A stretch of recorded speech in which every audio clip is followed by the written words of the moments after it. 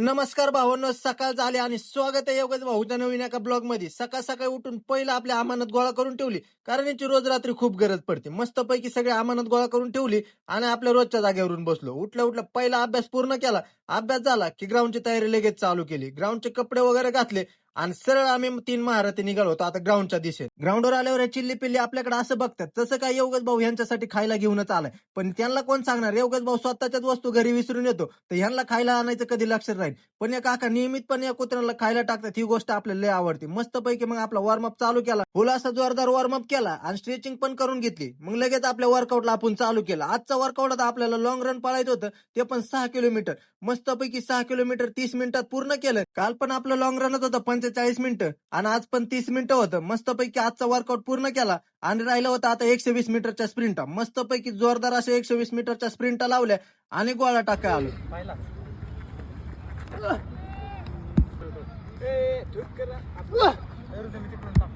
तर आजचा सगळा वर्कआउट तर झाला होता कम्प्लीट. आता राहिली होती फक्त स्ट्रेचिंग. मस्तपैकी स्ट्रेचिंग करायला बसलो. पूर्ण बॉडी स्ट्रेचिंग करून घेतली आणि घरी आलो. घरी आलेलं पहिलं फ्रेश झालो आणि आपला डाएट खायला बसलो. डाएट पूर्ण केला. मग आजच्या दिवसाला देऊ इथंच समाप्ती. भेटू उद्याच्या नवीन ब्लॉग मध्ये. जय महाराष्ट्र.